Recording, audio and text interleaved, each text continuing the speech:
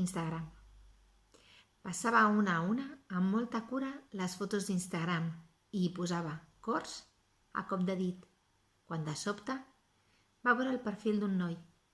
Una foto. Era una captura perfecta, gairebé sense filtres, la captura ideal. Segurament una imatge robada, i mentre se la mirava detingudament, va veure que aquella noia tenia uns llavis i una mirada com la d'ella. «Soc jo», va dir-se, i es va sorprendre agradant-se. «Soc jo», va escriure-hi al peu de foto. «No pot ser, doncs, ets preciosa, @troba'm», va respondre el fotògraf. «Tu m'has tret més bonica del que sóc», va replicar-li. I així va continuar la conversa, i així va començar una relació d'amistat, i 3 mesos més tard compartien taula i gelat.